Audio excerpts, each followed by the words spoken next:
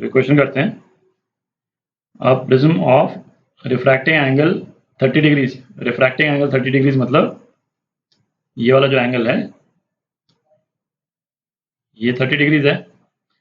Is coated with a thin film of refractive index 2.2 on face AC of the prism. तो ये prism का जो ये वाला साइड है, AC वाला साइड है ना, दिख रहा है। तो इस पे एक पतली सी लेयर एक ऐसे मटेरियल की अपन ने चढ़ाई जिसका रिफ्रैक्टिव इंडेक्स कितना है, 2.2। ठीक है। अच्छा, लाइट ऑफ वेवलेंथ जितना is incident on face AB such that angle of incidence is 60 degree, जैसा शो किया हुआ है। तो क्या पूछ रहे हैं, the angle of emergence.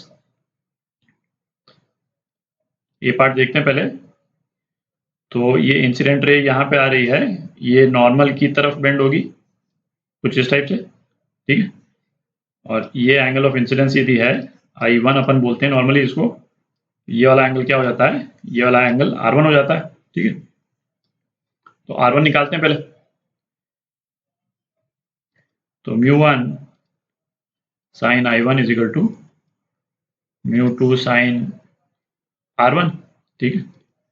μ1 air है, sin I1 sin 60 is equal to μ2 refractive index prism का। अच्छा, प्रिज्म का रिफ्रैक्टिव इंडेक्स यहाँ नीचे दे रखा है, √3 है। √3 sin R1। ठीक है। तो ये √3/2 हो गया is equal to √3 sin R1।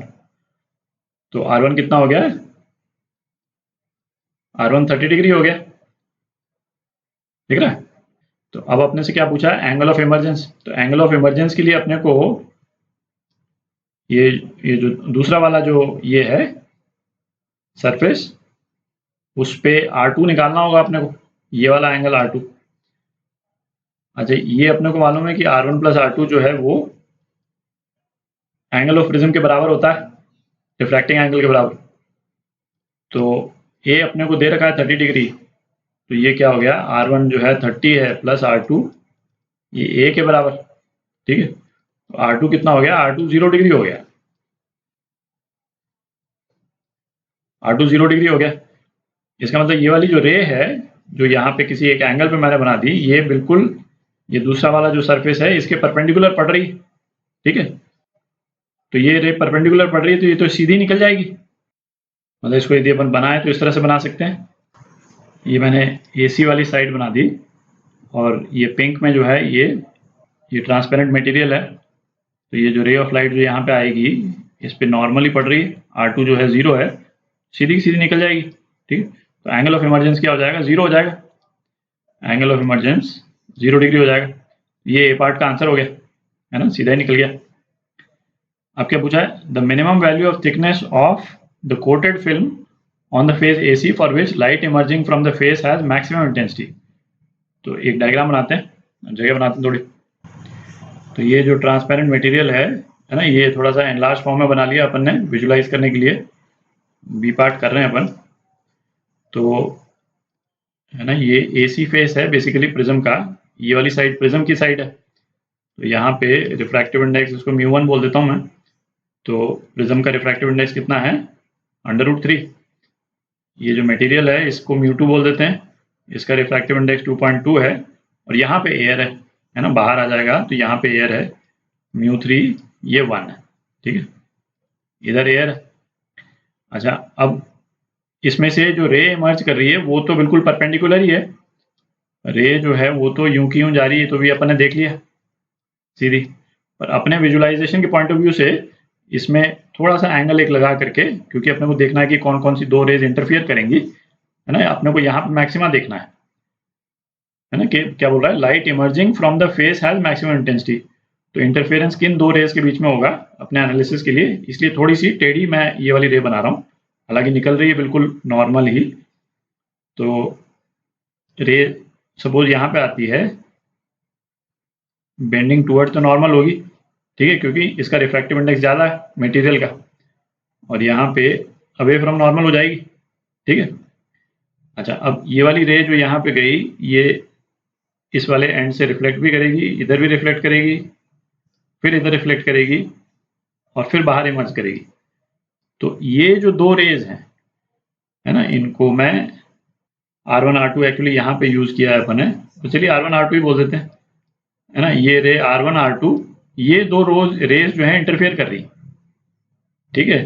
तो इनके इंटरफेरेंस के मैक्सिमा की कंडीशन अपने को निकालनी। अच्छा, अब ऐसा करते हैं, इस वाले पॉइंट को A बोल देते हैं, इसको B बोल देते हैं, इस पॉइंट को C, इस पॉइंट को D।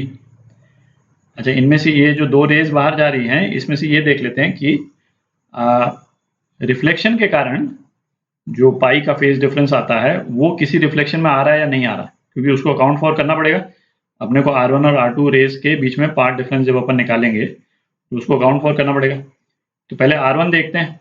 तो R1 तो सीधा ट्रांसमिट ही हो रही है ना, इसमें तो रिफ्लेक्शन कहीं है ही नहीं, तो इसमें तो कोई फेज डिफरेंस होगा नहीं पाई का R1 में। R2 देखते हैं, R2 में दो रिफ्लेक्शंस हैं, R2 दो रिफ्लेक्शंस के बाद बाहर निकल रही। A से B गई, ये तो ट्रांसमिशन है, यहाँ तो कोई पाई का डिफरेंस आ नहीं रहा। B पे रिफ्लेक्शन हो रहा है। अच्छा, B पे रिफ्लेक्शन हो रहा है, पर रिफ्लेक्शन हो रहा है डेंसर से रेयरर मीडियम। अच्छा, कोई भी रे यदि डेंसर से रेयरर मीडियम के बीच वाले सरफेस से रिफ्लेक्ट होती है तो उसमें तो पाई का कोई फेज डिफरेंस आता नहीं, नो चेंज, है ना। तो बी वाले सरफेस पे पाई का कोई फेज चेंज नहीं होगा। अब ये रे जो है रिफ्लेक्ट होकर के कहाँ गई, इधर गई, है ना, बी से सी आई। अब सी पे पाई का फेज चेंज होगा क्या, इसमें भी आप देखें μ2 जो है वो ज्यादा है μ1 से, तो ये भी डेंसर से रेयरर है ना। ये डेंसर है, इसके कंपैरिजन में ये रेयरर है, और ये भी रेयरर, ये फिल्म जो है वो सबसे ज्यादा डेंस है। तो सी में भी पाई का फेज डिफरेंस नहीं आ रहा, तो इस रिफ्लेक्शन में भी कोई पाई का फेज डिफरेंस नहीं आएगा, फिर डी पे जाएगी और फिर तो ट्रांसमिट ही होना है, और ट्रांसमिशन में पाई का फेज डिफरेंस आता नहीं। तो पाई का फेज डिफरेंस इन दोनों रेज में कहीं पे भी नहीं आ रहा। तो अब ऑप्टिकल पाथ डिफरेंस निकालते हैं। तो ऑप्टिकल पाथ, जिसको मैं x बोल देता हूं, x फॉर रे 2, ठीक है, ये कितना हो जाएगा,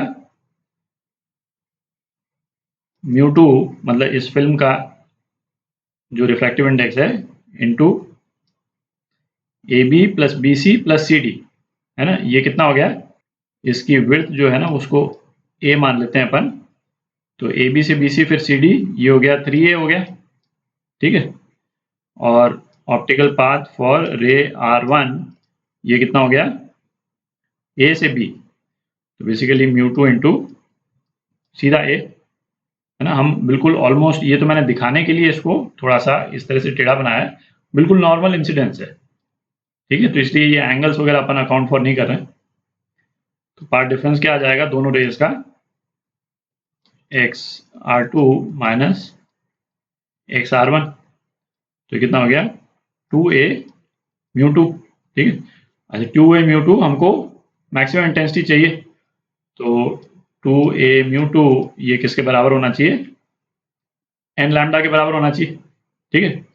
अच्छा, और अपने को क्या चाहिए कि मिनिमम वैल्यू ऑफ थिकनेस, है ना, थिकनेस की भी मिनिमम वैल्यू चाहिए, तो n जो है अपन क्या लेंगे, 1 लेंगे, ठीक है। तो ये क्या हो जाएगा 2A μ2 लैम्डा के बराबर, वैल्यूज डाल देते हैं। तो A जो है वो कितना आ जाएगा, लैम्डा है 6600 अपॉन 2 इंटू μ2 है 2.2, तो मिनिमम थिकनेस जो है वो कितनी आ गई, 1500 एंगस्ट्रॉम आ गई, ठीक है। तो ये आपका आंसर।